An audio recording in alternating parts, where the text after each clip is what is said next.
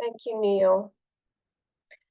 I tell you what, the daily word just blows me away every time. I batted around a lot of different ideas to talk about today, and worthiness is a big part of it. So that's just, it's truly synchronistic. Um, I, yeah, there's so many things to talk about, so many interesting things in this life and in this world. Um, and I feel drawn to the most powerful, uplifting, most motivational and meaningful topics that I can think of. So the highest one that I could think of for today is transcendence. And that's what it says on my t-shirt. I don't know if you can read that, but it says transcendence on there. Ron's got a matching a matching t-shirt. Um, we got them at the Dr. Joe event that we attended. Who is also relevant to the transcendence topic.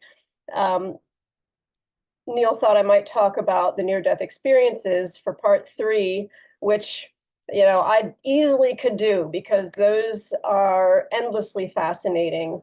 But honestly, it's pretty relevant to what I'm talking about today because the people who have those experiences, they experience the ultimate in transcendence. I mean, when they leave, when their soul leaves their bodies, they experience just a falling away of any negativity, any anger, any guilt, anything that they were feeling in their human bodies. And it's just this overwhelming, inexpressible, unconditional love. So to me, that is transcendence. And we're just doing the best we can down here in these bodies on this earth for whatever it is we're here for. Meaning of life, maybe that'll be the next talk, huh? Um, so, but to talk about transcendence. So the first thing I like to do is to start with a dictionary definition, just so we're all on the same page. And the term has 3 parts. It says the act of surpassing the usual limits, the state of being beyond the range of normal perception, and the state of being free from the constraints of the material world. So that sounds pretty good. And on the path to transcendence, we need to think about questions like, well, we just talked about what it is. What are some tools we might use toward that goal? How will we know when we get there? Why would we want to transcend? And exactly what is it that we're transcending? So I think part of this idea of transcendence is actually knowledge that's coming out more and more now. People are starting to learn how powerful we really are, how powerful our minds really are, and how powerful our beliefs really are. And we're learning some tools. We're learning, first of all, about the limitations that have been placed on us by the outside world in many different ways, which I am going to go into, and how to transcend these beliefs. So this is actually really ancient knowledge. Information about manifesting was in the Bible.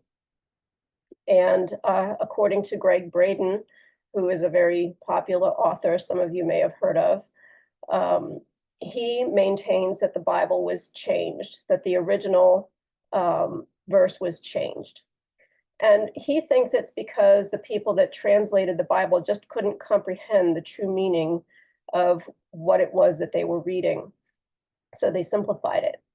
And we're all going to get a shot at decoding what we think the original Bible verse meant.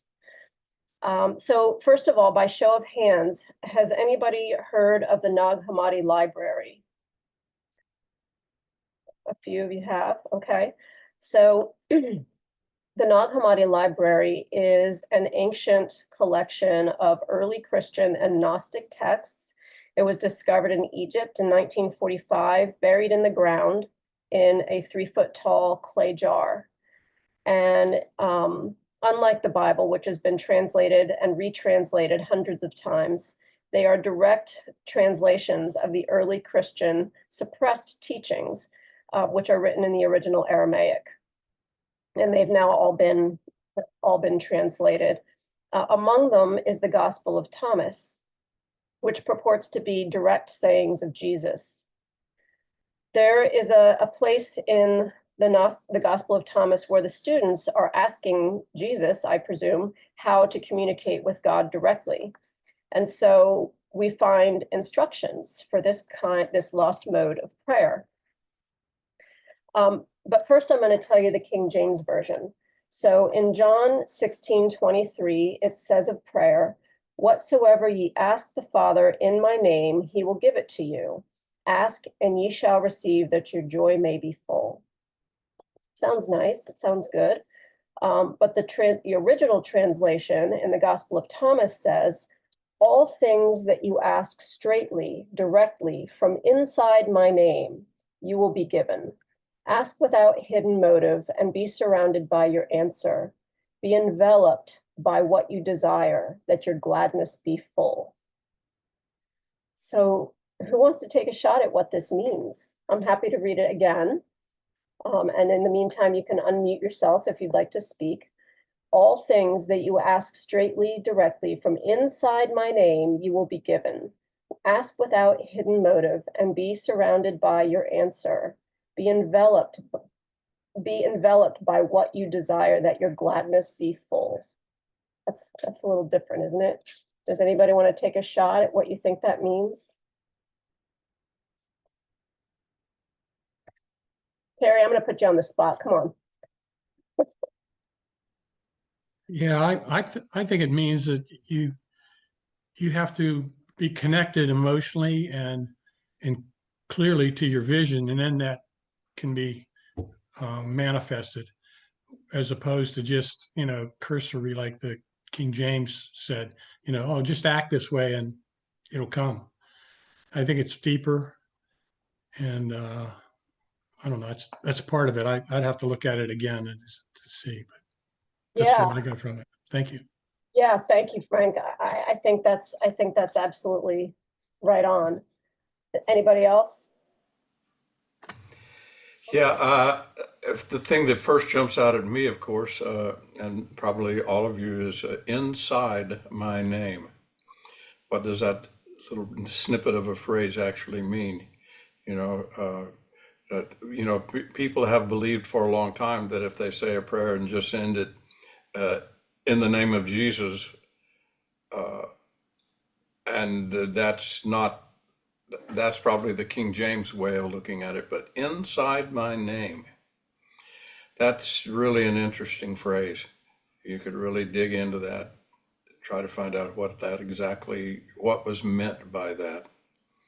And I'll take a little short go at it, and that is that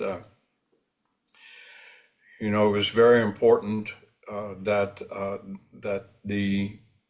the personage be named that would represent.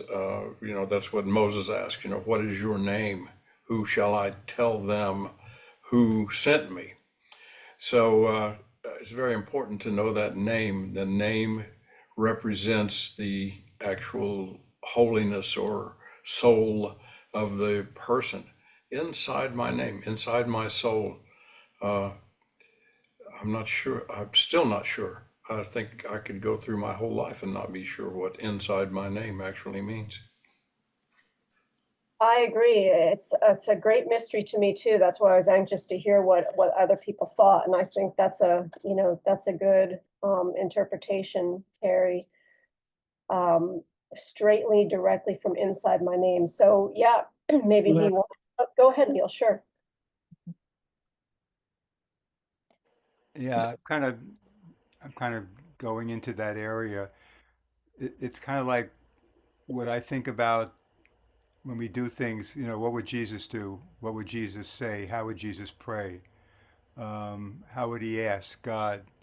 And I think that for me, God has to be in that definition somewhere that I understand personally, because we all look at things differently. We have, very similar but different beliefs about spirit, about God, and so forth. So that's kind of where I'm coming from. What, how would Jesus pray and ask God? Back? I think I'm not gonna add too much to Terry's, but I was thinking about inside too. I was thinking about in the sense of when in my name is this has always been this thing of proclaiming very loudly, even though they say when you pray, do it in secret. But in my name always makes me think of in the name of this. Mm-hmm. But inside my name makes me think of protection, safety. I don't know why, but I just get that sense of port in the storm. You know? Yeah. Beautiful. Yeah, like it's a sense of being surrounded or enveloped in his name.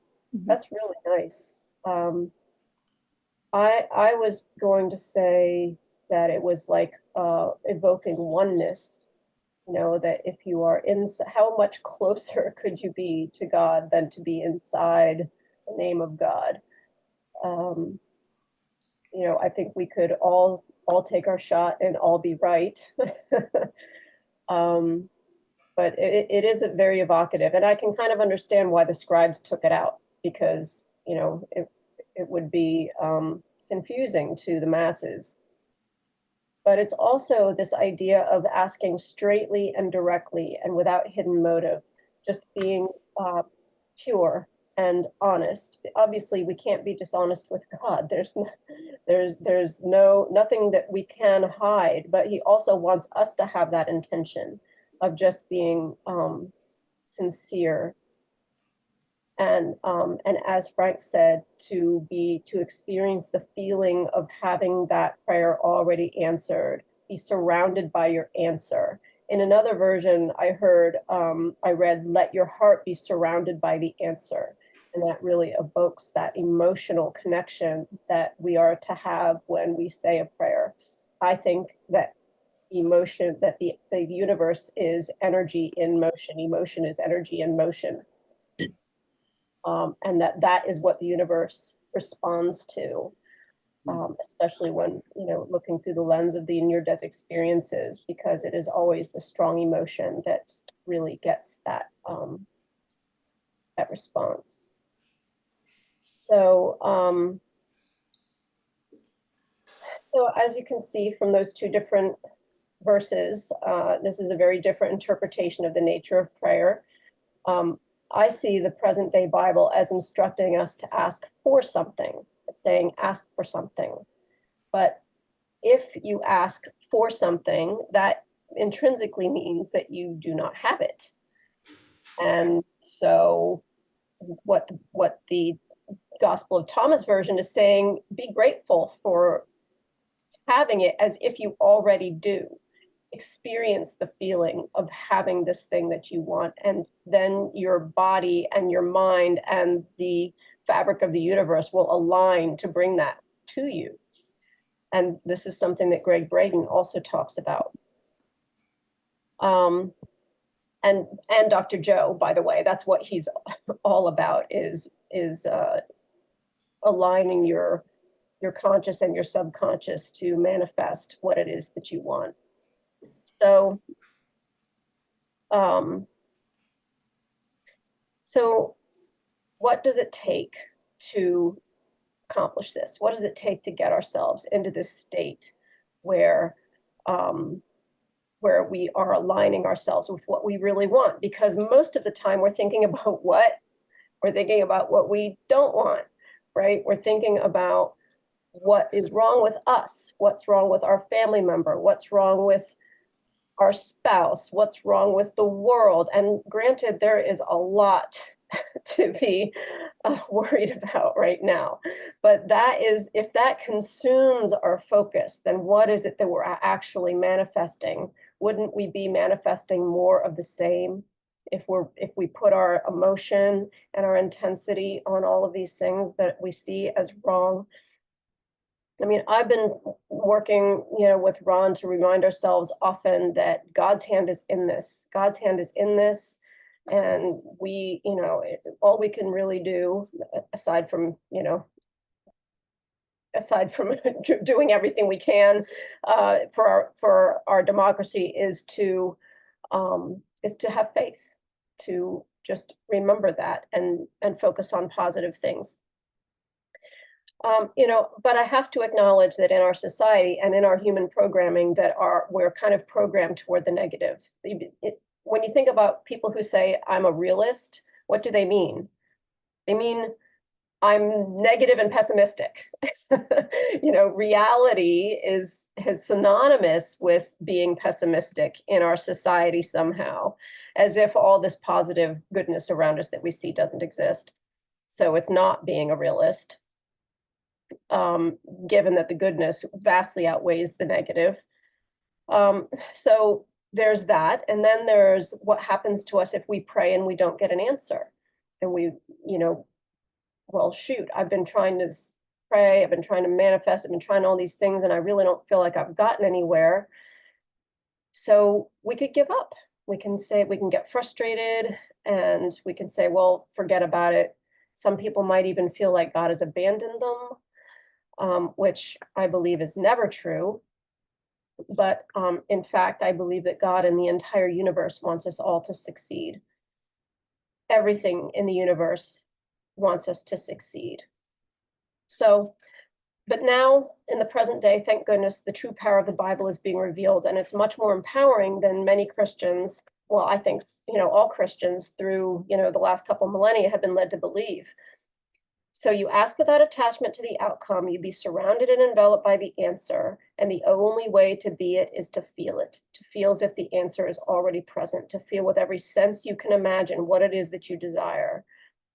And, we're conditioned, programmed, and told what to think and believe. And those teachings are generally disempowering on every level. So early Christians, right up to the modern era, are told they need an intermediary to interpret the Bible, weren't they? You need to have the minister, you need to have the priest. Sometimes the sermons were, even in Latin so that you couldn't understand. Your job was to come to church and be saved, and it was only through the church that you could be saved. That's kind of the ultimate control. That's really the opposite of what I believe the Bible is about. That's using fear to control people, when the most repeated phrase in the Bible, the number one most repeated phrase in the Bible is do not fear, or some version of that. Do not be afraid. That's what the Bible is about. It's teaching us how to overcome fear and to rest in our faith. But I digress. So I want to talk about how we're programmed, because we can't help it. We're human beings. We have absorbed lessons from many different places over the course of our lives. And, in case you don't think that you're programmed, by show of hands, who puts ice in their drinks? Does anybody put ice in their drinks? Yeah, a lot of us do. So why do we do that?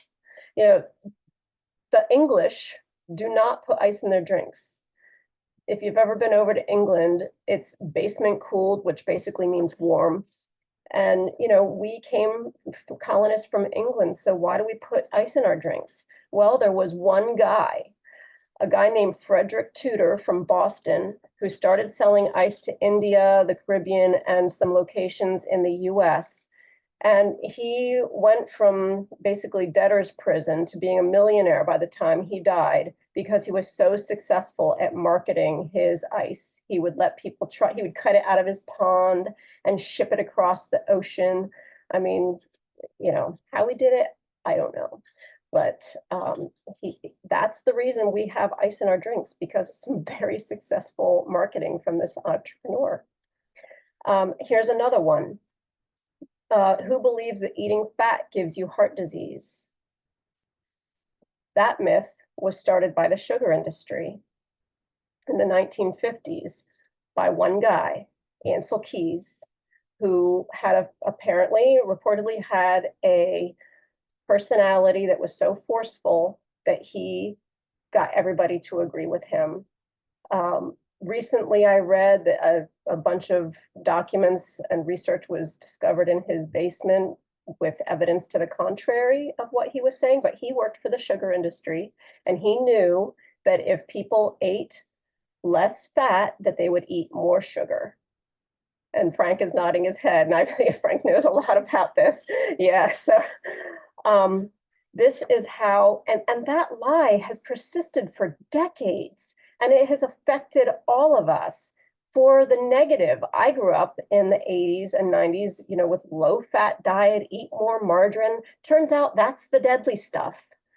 And whew, boy, what a job it's been trying to work our way out of that. There's still doctors talking about, you know, well, you got to lower your cholesterol and take these statins. So anyway, not to get too deeply into that, but this, you know, we are still suffering the effects of this programming. It just becomes like a mass belief, and people just believe it because somebody else said it was true. So just to show you, I'm not making this up. Here's a quote from a scientific journal that I found. Quote, this is the title: "A landmark systematic review and meta-analysis of observational studies showed no association between saturated fat consumption and all-cause mortality, coronary heart disease mortality, ischemic stroke, or type 2 diabetes." And this is a meta-analysis study, you know, across many, many, many different studies. No correlation. So why would it? You know, in my mind, humans have been eating animal fat for millennia. We evolved eating animals. We probably grew our big brains because of eating animals, and our body is made of fat. We have, you know, not the kind on our thighs that we hate, but the kind in our brains and in our cell walls and in our myelin sheath, right? We need fat as a building block of our bodies, healthy fat. So anyway, I'm not a doctor, but that's my opinion. And these are just two examples of how there are billions of dollars being spent to manipulate our beliefs, which generally are the products of profit motivation or power motivation, because they want to manipulate us. And why am I talking about this in transcendence? Because we have to transcend tremendous forces that are working really hard to manipulate our beliefs for their own purposes. So, you know, that's not the only thing we have to transcend. We have to transcend our limiting or fearful or self-deprecating beliefs. Anything that's been implanted in our brains intentionally or unintentionally. We have to learn to question everything, to do our own research and use our own common sense. I no longer trust the FDA or the USDA, whatever government agency, to tell me what's good and safe for me. It's not that I think they're useless. I think they do serve a purpose, but I also like to use my own brain. I'm not giving my power to any religion, any company. It takes more effort to be an educated consumer, that is for sure. But I feel empowered with the knowledge to make choices that are best for me and not based on some random fear tactics to control us or get clicks and views. So here's a kind of a little turn. How many of you remember feeling uplifted and empowered and cherished as a child, as a young child? All right, we got a few, great. Frank, that's wonderful. You know, if you had that experience, that is incredibly powerful. I think a lot of us don't have that experience. I think there's a lot of us that were indoctrinated with the belief, not necessarily directly or intentionally, right? Because parents are just human beings that had their own upbringing and their own pain, but that we're not good enough. That belief was so ingrained in me. It took a lot of work and a lot of money to overcome that. So the idea of just being good enough as we are seems so rare.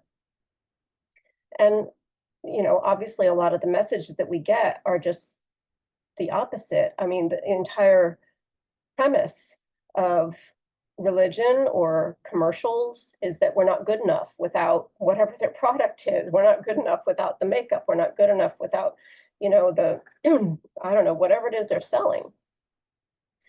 So that can have a profound belief effect on our beliefs. Our grades aren't good enough. Our looks aren't good enough. I remember a time that I was working as a volunteer to tutor some children, and a teacher asked them to write down a question to God, and their responses were posted on the wall. And I was reading their little sticky notes, and I was just struck by the number of them that asked the question, "Am I worthy?" And this is from young children, maybe in 7, 8, 9 range. It seems like that belief often follows us into adulthood, and as an adult who found her way to worthiness, I know firsthand what that battle's about. And so why is that? Why do we grow up with this sense of unworthiness? And as I look back over the light bulb moments in my life that led to deeper levels of understanding and healing, because the two go hand in hand, understanding and healing, it becomes so clear how our little child brains are programmed so powerfully. Something that I learned fairly recently is that as infants, until age 2, our brains are in delta brainwave state, which is a sleeping state in adults. And then from 2 to 6 or 7, their little brains are in theta, which is our meditative state, a relaxed, creative state. This is the state of hypnosis. So from the age of 2 to 7, their little brains are absorbing everything and taking it as absolute fact. And, if for those of us who, had unconscious parenting, then we got whatever they had to give. I'm not saying anything against my parents. They did a great job. They did the best they can. And one of the, you know, benchmarks or one of the efforts is, just so many people end up angry at their parents. I'm not angry at my parents anymore. I used to be, but I'm not anymore. I've forgiven them. They did the best they could. But we still have to deal with, with the beliefs that we absorbed and adopted ourselves. So how do we overcome it? How do we transcend? Again, the act of transcendence is the act of surpassing usual limits, the state of being beyond the range of normal perception, the state of being free from the constraints of the material world. And what are some tools to use for that goal? So one is just a general statement, which is just do whatever it takes. You're digging for gold. And gold is simply a new perspective, a new understanding. This relates to the Bible quote, "You shall know the truth, and the truth shall set you free," which I consider one of my guiding principles. And that's what it means to me. When I reveal the truth that's hidden within me, it sets me free from whatever negative consequences of that there were. There's also a little book called As a Man Thinketh that's in the public domain. It was written in the late 1800s that says it is only through much digging that gold and diamonds are unearthed, and so it is with the human soul. So this is not new knowledge, but it's new if you are, still working on it. Because it's subconscious, one of the ways that I decided to change my programming was hypnotherapy. So I reasoned that if the belief was subconscious, then the way to get at it was to reprogram. Very straightforward. It turned out not to be quite so straightforward. That was part of a toolbox, which was an important tool. So the main thing is that I encourage anyone seeking, and I think on some level we're all seekers, to empower and uplift oneself is simply to keep seeking, just never give up. I heard this recently too that I really love. You don't have to know the way because the way knows the way. The way knows the way. So how will we know when we get there? Well, you'll feel better. You will feel like something has shifted in you. And sometimes you'll even get feedback from other people who notice, wow, you seem more peaceful, or you seem, happier, or something like that.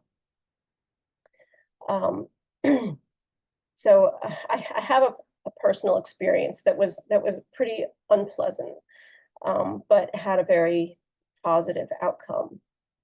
So within the last 6 years, I had a negative experience in public that triggered me. It caused an uncontrollable emotional reaction. It had never happened to me before. I just literally could not stop crying, and I had no idea why. I was going to my doctor. I sat in my doctor's office crying. I left in my car still, trying everything I could to just stop. I was trying to distract myself, trying to read, listen to music, whatever it was. And finally, I called my mentor, and she reminded me that my ex-husband, this was eons ago, had done the same thing. And the instant that I had that awareness, it stopped and it never came back.